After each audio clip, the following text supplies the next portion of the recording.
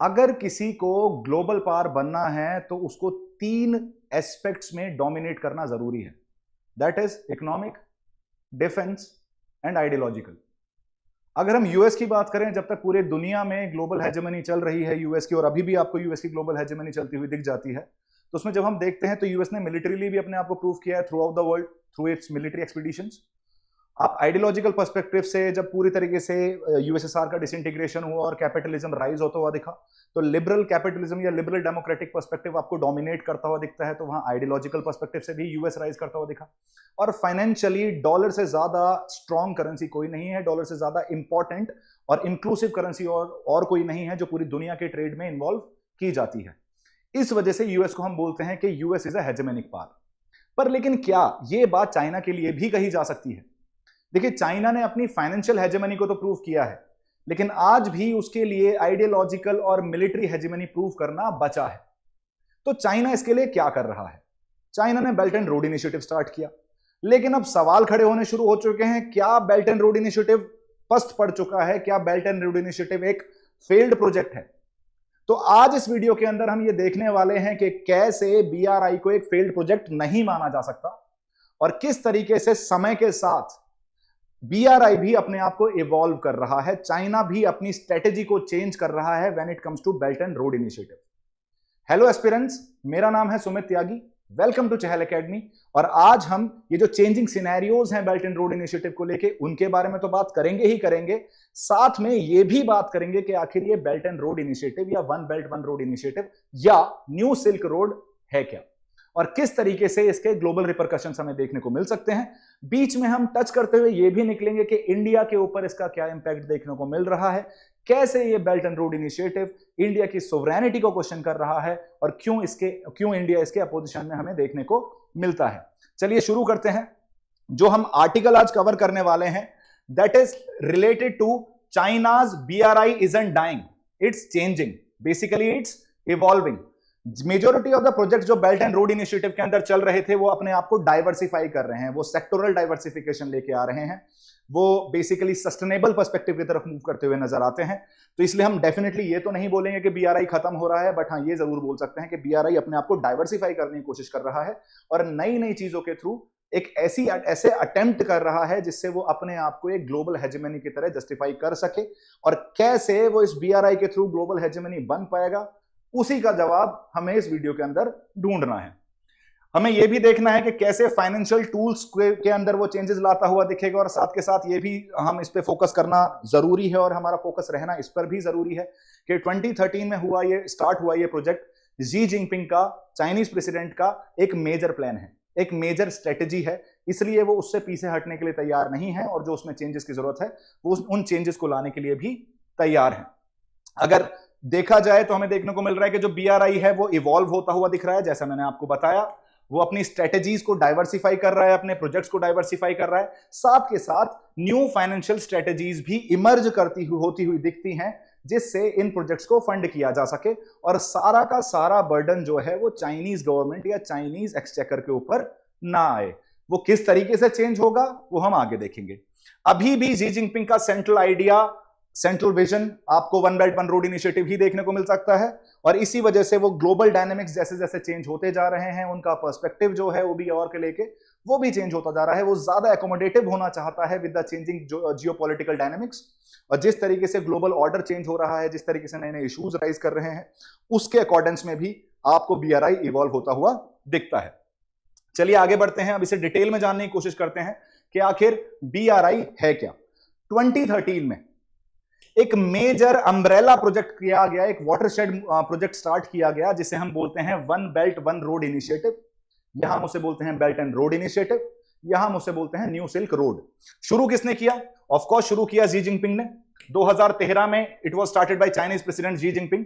एक global development strategy है और कहीं ना कहीं ग्लोबल प्रेजेंस बनाने के लिए, अपने आप को एक हेजेमनिक पावर की तरह राइज करने के लिए, अपना इकोनॉमिक और मिलिट्री इंफ्लुएंस बढ़ाने के लिए बीआरआई एक स्ट्रेटेजी के तौर पर देखता है चाइना, जिससे उसका throughout the world, not just in Asia but in Europe, but in Africa, but in other regions as well including Australia, आपको कनेक्टिविटी इंप्रूव होती हुई दिखे चाइना की, और चाइना के ऊपर जो रिलायंस है दुनिया का वो और ज्यादा इंक्रीज होता हुआ दिखे।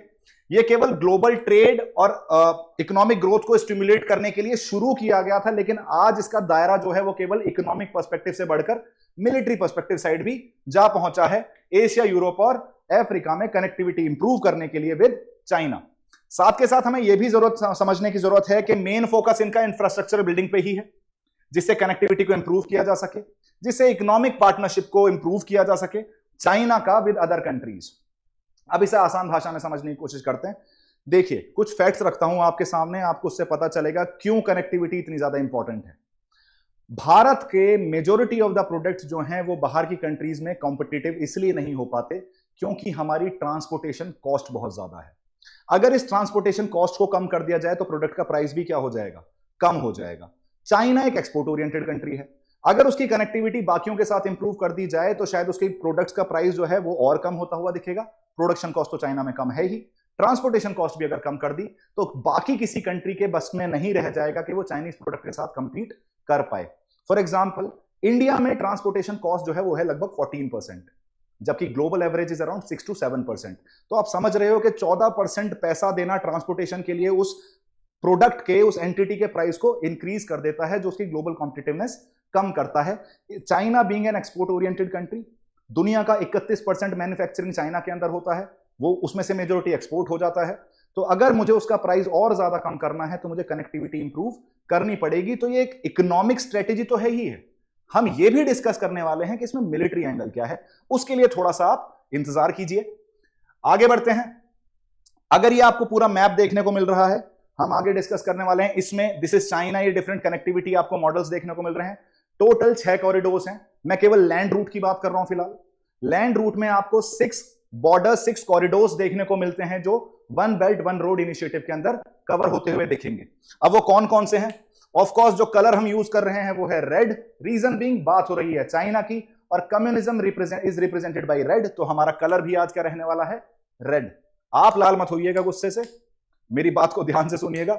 देखिए, जो हमें बॉर्डर्स देखने को मिल, जो कॉरिडोर्स देखने को मिल रहे हैं, एक तो है उसमें से हमारे पास CPEC, China Pakistan economic corridor, जो ग्वादर तक जाता है। China central Asia waste Asia, ये हमारे पास सेकंड कॉरिडोर है। China Mongolia Russia, third corridor. China Europe से कनेक्टिविटी, जिसे हम यूरेशियन बेसिकली लैंड ब्रिज बोलते हैं। चाइना इंडो चाइना पेनिनसुला, जो आपको यूनान प्रोविंस से सीधे जाता हुआ दिखेगा सिंगापुर की टिप तक, जो बेसिकली आपको स्टेट ऑफ मलक्का पे जाके जुड़ता हुआ दिखता है। This was the fifth one.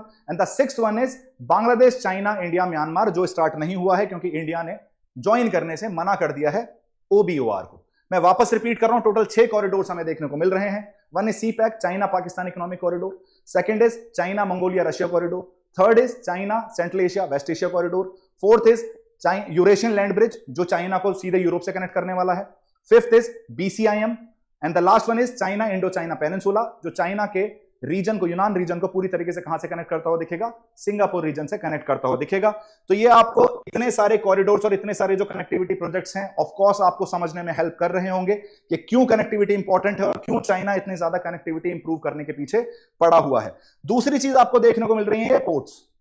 ये जो सारे पोर्ट्स हैं, ये one belt one road initiative का ही एक मैरीटाइम एस्पेक्ट है, जिसे हम बोलते हैं मैरीटाइम सिल्क रूट। तो आप लैंड कनेक्टिविटी तो इंप्रूव कर ही रहे हो, लेकिन आपको यह भी समझने की जरूरत है कि ऑलमोस्ट 95% ऑफ द जो मर्चेंडाइज एक्सपोर्ट हो रहा है, जो टोटल एक्सपोर्ट हो रहा है, कार्गो एक्सपोर्ट हो रहा है, वो वाया सी लेन्स हो रहा है। तो सी लेन्स में अपनी प्रेजेंस बनाए रखना, कनेक्टिविटी इंप्रूव करना बहुत ज्यादा जरूरी हो जाता है इकोनॉमिक ग्रोथ के लिए। और अगर आपकी सी लेन की कनेक्टिविटी नहीं है तो शायद आप कभी भी ग्लोबल ऑर्डर में डोमिनेट नहीं कर पाएंगे। इस सी लेन की इंपॉर्टेंस ही है कि साउथ चाइना सी में कंफ्लिक्ट चलती हुई दिख जाती है, इंडियन ओशियन में डोमिनेंस के लिए लड़ाई होती हुई दिख जाती है, मेडिटेरेनियन में आज की डेट में आप जो हाउदीज कर रहे हैं वो भी सी लेन्स को ही डिस्टर्ब कर रहे हैं। तो सी लेन्स में अपना प्रेजेंस रखना, इंपॉर्टेंट पोर्ट्स अपने कंट्रोल में रखना बहुत ज्यादा जरूरी हो जाता है। यहां आपको कुछ पोर्ट्स देखने को मिल रहे हैं, जैसे जिबूती। ये केवल ट्रेडिंग पोर्ट्स नहीं है जो चाइना के कब्जे में है, ये मिलिट्री बेस है चाइना का। तो आप सोचो, चाइना से इतनी दूर बाब अल मंदेब स्ट्रेट के ऊपर आपने जिबूती के अंदर एक पोर्ट ले रखा है जहां आपने अपनी मिलिट्री प्रेजेंस बना रखी है। ये स्ट्रेटेजी है चाइना की कि इकोनॉमिक ग्रोथ के नाम पे आप अपनी मिलिट्री प्रेजेंस को भी स्प्रेड करने की कोशिश करें और अपने आप को जस्ट एक इकोनॉमिक हेजेमनी से मिलिट्री हेजेमनी की तरफ भी ट्रांजिशन करने की कोशिश करते हुए दिखें। पर एटलीस्ट एफर्ट्स देते हुए दिखें कि शायद तुरंत नहीं but in a longer perspective आप एक मिलिट्री हेजिमनी बन के भी राइज हो। ऑब्जेक्टिव्स अगर देखे जाएं बेल्ट एंड रोड इनिशिएटिव के, तो हमें देखने को मिल रहा है कि infrastructural development, majority of the, आपको जब इनिशिएट हुआ था ये बीआरआई प्रोजेक्ट तो फोकस केवल इंफ्रास्ट्रक्चरल डेवलपमेंट पे ही था। कैसा? रोड्स कंस्ट्रक्ट करना, रेलवेज कंस्ट्रक्ट करना, पोर्ट्स कंस्ट्रक्ट करना, एयरपोर्ट्स कंस्ट्रक्ट करना। किस लिए? जिससे कनेक्टिविटी और ट्रेड को और ज्यादा बेटर तरीके से फैसिलिटेट किया जा सके। कनेक्टिविटी को एनहेंस करना है जिससे नए ट्रेड रूट की तरफ मूव किया जा सके, जो समय भी बचाएं और पैसा भी बचाएं और फ्यूल भी बचाएं, राइट? तो ऐसे केस में आप नए ट्रेड रूट ढूंढने की कोशिश करेंगे, नए लॉजिस्टिकल जो नेटवर्क्स हैं उनको इंप्रूव करेंगे, या जो ऑलरेडी एग्जिस्टिंग हैं उनमें और बेटरमेंट लाने की कोशिश करेंगे, या फिर नए ट्रेड रूट्स या नए जो लॉजिस्टिकल नेटवर्क्स हैं उनको इंप्रूव करने की कोशिश करेंगे, जिससे ग्लोबल ट्रेड फ्लोज में आपका कंट्रीब्यूशन और ज्यादा हो सके। चाइना ऑलरेडी ग्लोबल ट्रेड को डोमिनेट करता है। ग्लोबल ट्रेड में अगर कंट्रीब्यूशन देखा जाए तो लगभग 12.5% जो कंट्रीब्यूशन है ग्लोबल ट्रेड में वो चाइना का है। It is more than USA itself. तो आप समझ पा रहे हो कि इकोनॉमिक हेजेमनी की तरफ चाइना ऑलरेडी 2 कदम बढ़ा चुका है। कमी कहां रह गई है? कमी रहेगी आइडियोलॉजिकल पर्सपेक्टिव में, कमी रहेगी मिलिट्री पर्सपेक्टिव में। उसे भी बीआरआई के थ्रू अचीव करने की कोशिश करेगा। ग्लोबल ट्रेड को प्रमोट करना है, एक्सपोर्ट्स ओरिएंटेड इकोनॉमी है जैसा मैंने आपको बताया, तो ज्यादा से ज्यादा अपने एक्सपोर्ट्स को बढ़ाने की कोशिश करेगा। जितने भी कंट्रीज के साथ उसके ट्रेड चल रहा है उन्हें और ज्यादा बूस्ट करने की कोशिश करेगा, उनके साथ इकोनॉमिक टाइज को और ज्यादा स्ट्रॉन्ग करने की कोशिश करेगा। जो चाइना की खुद की इकोनॉमिक ग्रोथ है और जो रीजनल इकोनॉमिक ग्रोथ है, चाइना क्लेम तो ये करता है कि वो एशिया, यूरोप, अफ्रीका के साथ कनेक्टिविटी बढ़ा के ग्लोबल ग्रोथ को, ग्लोबल इकोनॉमिक ग्रोथ को सपोर्ट करेगा। बट आपको पता है कि इंसान पहले अपने बारे में सोचता है, बाकी उसके बाद में किसी और के बारे में, और वो चाइना की डेट ट्रैप पॉलिसी से भी देखने को मिल जाता है, उसमें भी देखने को मिल जाता है। अब ये डेट ट्रैप पॉलिसी क्या है इसे हम आगे डिस्कस करने वाले हैं। अब इकोनॉमिक ग्रोथ को स्टिमुलेट करना है, इकोनॉमिक डेवलपमेंट में सपोर्ट करना है कौन सी कंट्रीज के? उन कंट्रीज के या तो जो अंडर डेवलप्ड हैं या जो अभी अपनी डेवलपिंग स्टेज में है। कैसे? इन्वेस्टमेंट करके और इंफ्रास्ट्रक्चर और इंडस्ट्रियल डेवलपमेंट करा के। पैसा कौन प्रोवाइड करेगा जी? पैसा प्रोवाइड करेगी चाइना। अब तक ऐसा होता हुआ आया था। अब चाइना का ये कंटिन्यूअसली पैसा प्रोवाइड करना ये चाइना के लिए नुकसानदायक साबित हुआ। चाइना खुद एक इकोनॉमिक क्राइसिस से जूझ रहा है। चाइना के अंदर बैंकिंग क्राइसिस चल रहा है जिसे हम चाइनीज एवरग्रांड क्राइसिस बोलते हैं। चाइना में लोग जब अपना पैसा लेने जा रहे हैं तो वहां सड़कों पे टैंक उतार दिए जा रहे हैं, चलो भाई घर वापस चलो, कोई पैसा नहीं मिलेगा। Of course China is not a democracy, although China claims to be the best democracy in the world. 2019 में एक डेमोक्रेटिक कॉन्फ्रेंस हुई थी, उसमें पूछा गया which is the best democracy, China claimed I am the best democracy. Of course it is, वहां freedom of speech and expression है, लेकिन उस freedom of speech and expression use करने के बाद आपके साथ क्या होगा उसकी कोई गारंटी नहीं है। तो देखो डेमोक्रेसी तो है, सबको एक तरीके से ही ट्रीट किया जाता है, सबको बिना बोले मार दिया जाता है, गायब कर दिया जाता है, राइट? तो स्टिमुलेट इकोनॉमिक ग्रोथ, ये हमारे मेजर ऑब्जेक्टिव्स देखने को मिल रहे हैं किसके? One belt one road initiative के। जो की कंपोनेंट्स हैं बीआरआई के, जैसा मैंने आपको बताया 2 पार्ट में डिवाइडेड है, एक उसका लैंड एस्पेक्ट है और एक उसका सी रूट वाला एस्पेक्ट है। तो इस इनिशिएटिव को जो हम बोलते हैं, जो लैंड कनेक्टिविटी प्रोवाइड करा रहा है किसके साथ? यूरोप के साथ, सेंट्रल एशिया के साथ, रशिया के साथ, मिडिल ईस्ट के साथ, इसे हम बोलते हैं one belt and road initiative या land perspective of belt and road initiative. इसमें रेलवेज के कंस्ट्रक्शन पे फोकस किया जाता है, हाईवेज के कंस्ट्रक्शन पे फोकस किया जाता है, पाइपलाइंस के कंस्ट्रक्शन पे फोकस किया जाता है, जिससे ट्रेड को और बेटर तरीके से स्ट्रीमलाइन किया जा सके और बेटर तरीके से ट्रेड फ्लो होता हुआ दिखे अक्रॉस द रीजन, जहां जहां भी आपको ये belt and road initiative spread होता हुआ दिखता है। सी रूट का पर्सपेक्टिव सी ये है सीधा सीधा कि चाइना साउथ ईस्ट एशिया से अपनी कनेक्टिविटी बढ़ाएगा, साउथ एशिया से अपनी कनेक्टिविटी बढ़ाएगा, अफ्रीका से, यूरोप से, किसके through? Through sea routes. For example China का इन्वेस्टमेंट आपको बांग्लादेश में चिटागोंग पोर्ट में देखने को मिल जा रहा है। आपको बेसिकली जब हम म्यांमार की बात करते हैं, म्यांमार में आपको कोकोस आइलैंड जो है वो चाइनीज कंट्रोल में देखने को मिल रहे हैं। श्रीलंका में हम्बनटोटा आपको चाइनीज कंट्रोल में देखने को मिल रहा है। मालदीव्स में माराजाओ आइलैंड आपको चाइनीज कंट्रोल में देखने को मिल रहा है। पाकिस्तान में ग्वादर, अफ्रीका में कीनिया के अंदर और जिबूती पोर्ट आपको चाइनीज कंट्रोल में देखने को मिल रहा है। यहां तक कि मलक्का तक भी वो पहुंच चुका है, सिंगापुर में भी आपको उसकी इन्वेस्टमेंट देखने को मिल जाती है। अलॉन्ग विद इंडिया का भी सिंगापुर के अंदर एक चांगी नेवल बेस है, बट चाइना की भी प्रेजेंस आपको देखने को मिल जाती है और जो इंप्रूव ही होती हुई दिखेगी through that China Indo China peninsula. तो ये 2 एस्पेक्ट हैं, सी रूट वाले और लैंड रूट वाले। अब इसमें से जो सी रूट वाले पर्सपेक्टिव है ना, अब तक चाइना क्या करता हुआ आया है, चाइना को एलेज किया गया है कि भाई तू जानबूझ के ऐसे लोन्स में पैसे प्रोवाइड करता है जो सामने वाली कंट्री चुका ही नहीं सकती। मतलब वो नॉन वायबल प्रोजेक्ट्स हैं, तेरे को पता है वो नॉन वायबल प्रोजेक्ट्स हैं, लेकिन तेरे को यह भी पता है कि जब सामने वाली कंट्री चुका नहीं पाएगी तो वो लायबल हो जाएगी आपके लिए। इसीलिए हम्बनटोटा पोर्ट लीज पे देना पड़ गया श्रीलंका को। पाकिस्तान आधा से ज्यादा डेट में डूबा पड़ा है, तो वो तो चाइनीज बेसिकली आप ये मान के चलो उसी की वेगरी पे जी रहा है। अंगोला में इन्होंने इन्वेस्ट किया, अंगोला आज की डेट में फ्री में तेल बेच रहा है चाइना को। तो कहीं ना कहीं बेल्ट एंड रोड इनिशिएटिव बड़ा रोजी सा दिखता है, ऐसा लगता है कि बड़े डेवलपमेंट की बात कर रहा है जी, इंफ्रास्ट्रक्चर डेवलपमेंट करेगा, कनेक्टिविटी इंप्रूव करेगा। लेकिन आपको यह समझने की जरूरत है कि चाइना यहां भी अपने डेट ट्रैप पॉलिसी के थ्रू कंट्रीज को अपने कंट्रोल में ले रहा है, उन्हें पैसा प्रोवाइड करके और ऐसे प्रोजेक्ट्स में पैसा इन्वेस्ट करके जिससे पैसा वापस आ ही नहीं सकता। तो इस स्ट्रेटेजी के लिए काफी ज्यादा ब्लेम किया गया था चाइना को, जिसकी वजह से कंट्रीज ने चाइना से इन्वेस्टमेंट लेने बंद कर दिए थे। इसी वजह से चाइना को अपनी स्ट्रेटेजी भी चेंज करनी पड़ी है। एक तो उसका खुद का इकोनॉमिक लॉस, जो इकोनॉमिक क्राइसिस उसके देश में चल रहा है, दूसरा जो उसके ऊपर एलिगेशंस लगाए जा रहे हैं ओवर दिस डेट डिप्लोमेसी, उसको भी कहीं ना कहीं उस एलिगेशन से भी दूर हटना है। तो आपको चेंजेस होते हुए मिलेंगे। ये जो सारे चेंजेस हैं, इससे शिपिंग लेन्स, ये जो सी रूट वाला पर्सपेक्टिव है, इसमें आपको पोर्ट्स एक्सपेंशन की बात होती हुई दिखती है, शिपिंग लेन्स को बेटर करते हुए दिखते हैं, जिससे इजियर मैरीटाइम ट्रेड हो सके और आप इंटरनेशनल मार्केट को बेटर तरीके से एक्सेस कर पाए। तो ये अब तक आप मेरे ख्याल से आपको समझ में आ चुका होगा कि बेल्ट एंड रोड इनिशिएटिव है क्या। दो एस्पेक्ट्स हैं इसके, लैंड वाला पर्सपेक्टिव और सी रूट वाला पर्सपेक्टिव। दोनों मैंने एक्सप्लेन कर दिए हैं। लैंड में आपके पास 6 कॉरिडोर्स हैं, उनके बारे में भी हम बात कर चुके हैं, और जो डिफरेंट पोर्ट कनेक्टिविटीज के थ्रू ये साउथ ईस्ट एशिया में और साउथ एशिया में और अफ्रीका में और यूरोप के साथ अपनी कनेक्टिविटी इंप्रूव करने की कोशिश कर रहा है, उसकी भी हम बात कर चुके हैं। अब कुछ रिपोर्ट्स आ रही हैं कि बीआरआई डिक्लाइन कर रहा है। अब ये बीआरआई का डिक्लाइन करना जियोपॉलिटिकली इंडिया के लिए तो अच्छा है जी, क्योंकि इंडिया की रीजनल हेजिमनी के लिए बीआरआई एक बहुत बड़ा चैलेंज है। लेकिन जो रीसेंट डेवलपमेंट्स हुए हैं वो ये दिखाते हैं कि आज भी चाइना के ग्लोबल एम्बिशंस में जो सेंट्रलिटी मेंटेन करके रखे हुए है वो बेल्ट एंड रोड इनिशिएटिव ही है। और इनिशिएटिव जो इवॉल्व हो रहा है, जो आपको इंटरनल एक्सटर्नल चैलेंजेस दिख रहे हैं, internal Chinese economic crisis, external जो दुनिया भर में चल रहा है आज की डेट में, इन चैलेंजेस के साथ बीआरआई भी आपको इवॉल्व करता हुआ दिख जाता है। कहीं ना कहीं इसमें सेक्टोरल प्रायोरिटीज आपकी चेंज हुई हैं, किन किन सेक्टर्स में आप इन्वेस्ट कर रहे हो वो भी चेंजेस होते हुए दिखेंगे। जो फाइनेंसिंग मॉडल्स हैं, जो पैसा कहां से आ रहा है इन प्रोजेक्ट्स के लिए, वो मॉडल्स भी चेंज होते हुए दिखेंगे। साथ के साथ जो सिक्योरिटी रिस्क एसोसिएटेड है, जो दूसरी कंट्रीज में इन्वेस्टमेंट होते हैं, उन चीजों को भी टैकल करने के लिए चाइना कहीं काफी हद तक चेंज करने के लिए तैयार है। अब ये ओवरसीज थ्रेट क्या है, जैसे आपको पता होगा, जो चाइना पाकिस्तान इकोनॉमिक कॉरिडोर है, जो हमारे लिए हमारी सोवरेनिटी को चैलेंज करता है, क्योंकि वो जिंजियांग को कनेक्ट करता है ग्वादर पोर्ट से। अब ये जो जिंजियांग से ग्वादर पोर्ट तक जो कॉरिडोर जा रहा है, सीपेक जा रहा है, ये क्रॉस होता है पाक ऑक्यूपाइड कश्मीर से। पाक ऑक्यूपाइड कश्मीर भारत का एक इंटीग्रल हिस्सा है।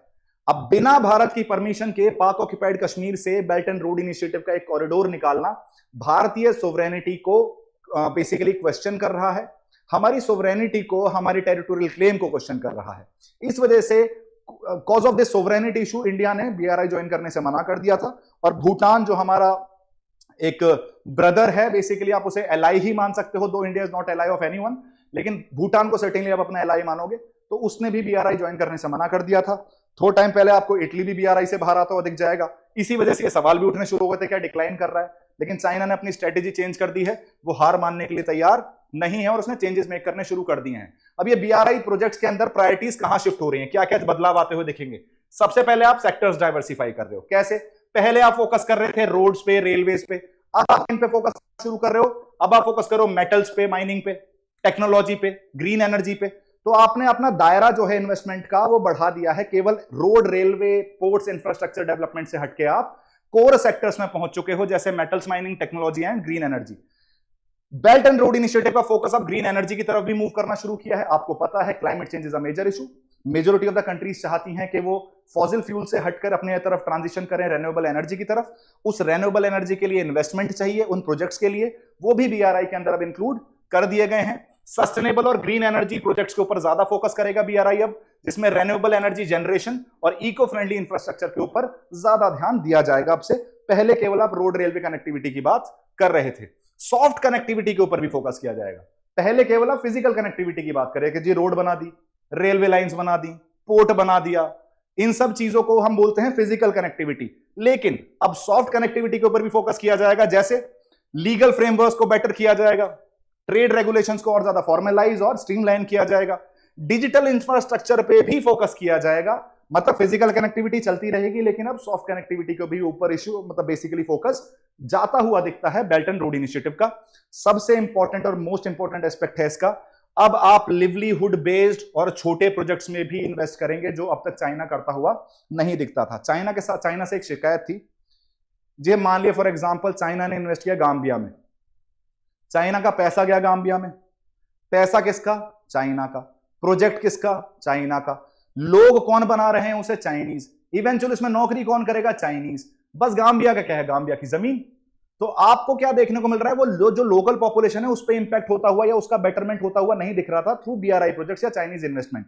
अब बीआरआई के अंदर चाइना ने फोकस किया है कि हम स्मॉलर और लिवलीहुड बेस्ड प्रोजेक्ट पे भी फोकस करेंगे, ऐसे प्रोजेक्ट्स पे फोकस करेंगे जिन्हें इंपैक्टफुल प्रोजेक्ट कहा जा सकता है, जो लोकल कम्युनिटीज को डायरेक्टली बेनिफिट करते हुए दिखेंगे। जैसे हेल्थ केयर में इन्वेस्टमेंट होगा, एजुकेशन में, लिवलीहुड इंप्रूवमेंट के साथ, और साथ के साथ आप लार्जर इंफ्रास्ट्रक्चर तो बना ही रहे हो। मतलब हेल्थ एंड एजुकेशन जैसी चीजों पे भी आप फोकस करना शुरू कर दोगे, जिससे आपके ऊपर जो एलिगेशंस लगते हैं कि आप सामने वाले को लूट रहे हो या डेट में फंसा रहे हो, उससे आप दूर हट सको।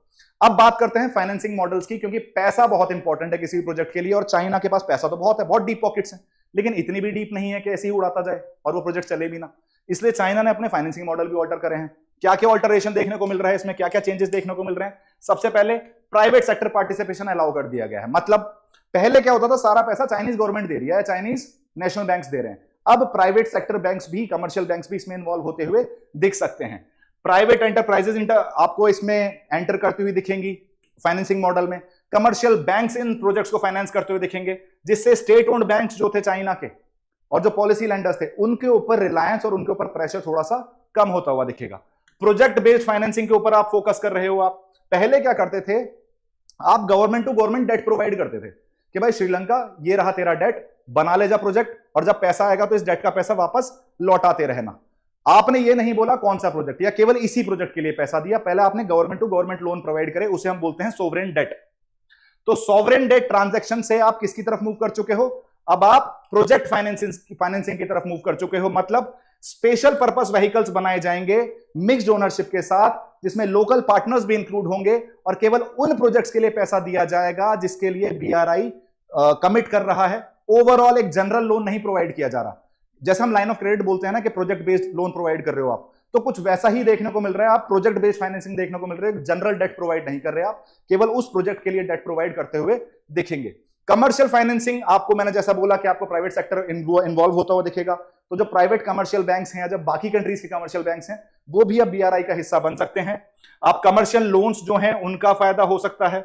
आप चाइनीज बैंक से कमर्शियल लोन्स का यूज बेटर हो और ज्यादा होता हुआ दिखेगा। साथ के साथ जो इंटरनेशनल फाइनेंशियल इंस्टीट्यूशंस हैं, जैसे न्यू डेवलपमेंट बैंक, जैसे एआईआईबी, जैसे एडीबी, जैसे वर्ल्ड बैंक, जैसे आईएमएफ, इन सब जितने भी इंटरनेशनल फाइनेंशियल इंस्टीट्यूशंस हैं, इनका पैसा भी आप इन प्रोजेक्ट्स में यूज होते हुए देखेंगे, जिससे पूरी से तरीके से आप चाइनीज पॉलिसी बैंक्स या चाइनीज बैंक्स के ऊपर या चाइनीज इकोनॉमी के ऊपर रिलाय ना करें, और चाइनीज गवर्नमेंट के ऊपर, चाइनीज एक्सचेकर के ऊपर भी प्रेशर कम होता हुआ दिखे।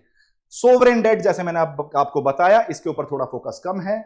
आप मिक्स्ड मॉडल की तरफ चल रहे हो, आप पब्लिक प्राइवेट पार्टनरशिप मॉडल की तरफ चल रहे हो, आप इंटरनेशनल फाइनेंशियल इंस्टीट्यूशंस को भी इन्वॉल्व कर रहे हो, आप कमर्शियल बैंक्स को भी इन्वॉल्व कर रहे हो। इससे क्या होगा, जो चाइना के ऊपर ब्लेम लगता है कि तू भाई अपने नेशनल इंटरेस्ट में दूसरे का नेशनल इंटरेस्ट बिल्कुल ही बर्बाद कर दे रहा है थ्रू योर डेट पॉलिसी, तो जो डेट डिस्ट्रेस रिस्क है ना, इनको खत्म करने में काफी ज्यादा यूजफुल होगा ये वाला एस्पेक्ट कि आप सोवरेन डेट से ज्यादा प्रोजेक्ट बेस्ड लोन प्रोवाइड कर रहे हो। आई गेस आपको यहां तक क्लियर होगा, सबको समझ में आ चुका होगा।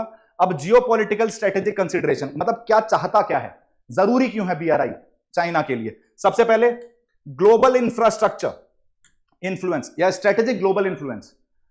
जैसे मैंने आपको बताया, उसे अपनी ग्लोबल प्रेजेंस बढ़ानी है, अपनी इन्फ्लुएंस बढ़ानी है, तो बीआरआई एक की टूल है चाइना के लिए, जिससे वो अपनी ग्लोबल इन्फ्लुएंस को इंक्रीज कर सके, वो अपने इकोनॉमिक टाइज स्ट्रेंथन कर सके कंट्रीज के साथ, और एक ऐसा रिलेशन बना सके जिससे हम कॉम्प्लेक्स इंटरडिपेंडेंस बोल सकते हैं। और जब आपके बहुत ज्यादा स्ट्रॉन्ग इकोनॉमिक टाइज होते हैं, तो generally you side with the country with which you have strong economic ties. देखो, चाइना और इंडिया के अंदर चाहे कितने ही इश्यूज हों, लेकिन हम, China is one of our largest trade partner.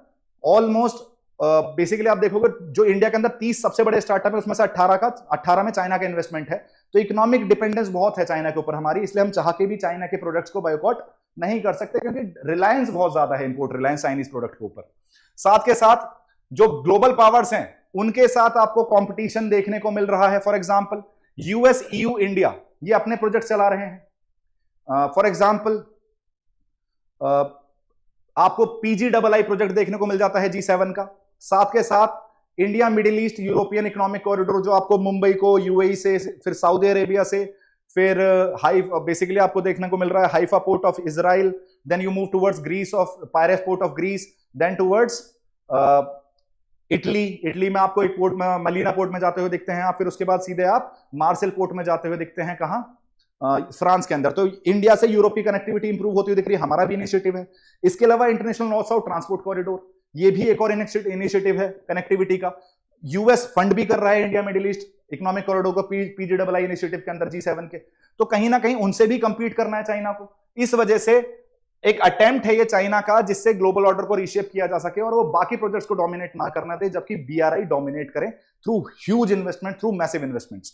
Date diplomacy जो कंसर्न्स हैं, वो एक मेजर रीजन है और मेजर टूल की तरह यूज करता है चाइना, कि अगर मैंने किसी के प्रोजेक्ट में या किसी को डेट प्रोवाइड कराया किसी कंट्री को और वो वापस नहीं ले पाया, तो भाई मैं लेवरेज करूंगा इस चीज को, मैं सामने वाले से अपना फायदा निकलवाऊंगा। जैसे मेरी इंडियन ओशन में प्रेजेंस मल्टीफोल्ड्स बढ़ चुकी है कॉज ऑफ हम्बनटोटा पोर्ट। मतलब चाइना आज की डेट में इंडियन ओशन के मुंह पे बैठा है, गले पे बैठा है, बिल्कुल हम्बनटोटा पोर्ट लेके। क्यों बैठा है? Cause of this debt diplomacy. और इस डेट डिप्लोमेसी के लिए BRI को बहुत ज्यादा क्रिटिसाइज भी किया गया है।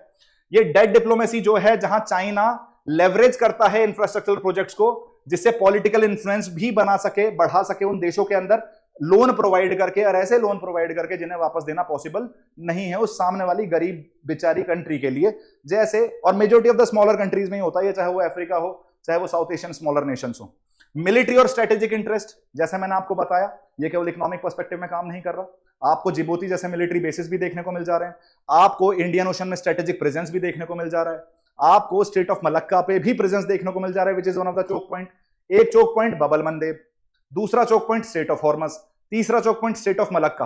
तीनों पे आपको BRI का प्रेजेंस देखने को मिल जाएगा। बबल मंदेब में जिबूती, स्टेट ऑफ हॉर्मस में बेसिकली ग्वादर, और इवेंचुअली जब स्टेट ऑफ मलक्का की तरफ आप मूव करते हो तो चाइना, इंडो चाइना पेनिनसुला बिल्कुल स्टेट ऑफ मलक्का पे आके टिकता है। तो आप तीनों चौक पॉइंट्स पे अपना प्रेजेंस बनाने की कोशिश कर रहे हो, जिससे आप मिलिट्री और स्ट्रेटेजिक इंटरेस्ट भी अपने अचीव कर पाओ, राइट? अगर कंक्लूजन देखें तो अभी भी चाइना का one of the most important tool है ग्लोबल स्ट्रेटेजी के लिए बेल्ट एंड रोड इनिशिएटिव, जिसे चाइना अपने आप को एक हेजेमोनिक पावर की तरह पोर्ट्रे और प्रोपगेट करना चाहता है, और वो प्रोजेक्ट करता है कि आने वाले समय में China is going to be a super power. जैसे हमने देखा कि वैसे ही इंफ्रास्ट्रक्चरल ग्रोथ को तो हेल्प कर ही रहा है, कनेक्टिविटी को भी इंप्रूव कर रहा है, लेकिन इसमें आज भी बहुत सारे चैलेंजेस हैं considering the global scenarios, considering जितने ज्यादा डिस्टर्बेंस आपको ग्लोबल जियोपॉलिटिकल ऑर्डर में देखने को मिल रहा है। सिक्योरिटी मैनेज करना डिफिकल्ट है, पॉलिटिकल रिस्क कंट्रीज के साथ इन्वॉल्व रहती हैं, जिसकी वजह से प्रोजेक्ट का कंप्लीशन कभी कभी एक रिस्क में आ जाता है। नेशनल इंटरेस्ट को सस्टेनेबल डेवलपमेंट के साथ बैलेंस करना भी एक बहुत बड़ा टास्क रहेगा बेल्ट एंड रोड इनिशिएटिव के अंदर चाइना के लिए। अब इन सारी इंफॉर्मेशन को ध्यान में रखते हुए जितनी भी चीजें मैंने अभी आपसे बोली, आपके सामने ये क्वेश्चन है, 250 वर्ड्स में आपने ये आंसर करना है, और जरूर करना है, क्योंकि यूपीएससी मेंस डायनेमिक प्रिपरेशन के बिना नहीं निकल सकता। केवल किताबें चाटने से यूपीएससी नहीं निकलेगा, आपको प्रिपरेशन में डायनेमिज्म लाना पड़ेगा, otherwise you will be lagging behind in the race. आप नहीं कर रहे हैं तो बाकी तो कर रहे हैं, तो आप किसी भी तरीके से रेस में पीछे रहने की कोशिश ना करें, इस क्वेश्चन को जरूर अटेम्प्ट करें। The question is, examine the shifting priorities in China's belt and road initiative in recent years, focusing on changes in sectoral focus, financing models and geopolitical considerations. How do these shifts impact both China and participating countries? इसको जरूर attempt करने की कोशिश करें। That was all from my end. Subscribe to our YouTube channel, that is Sahel Academy. Thank you so much guys and have a good day.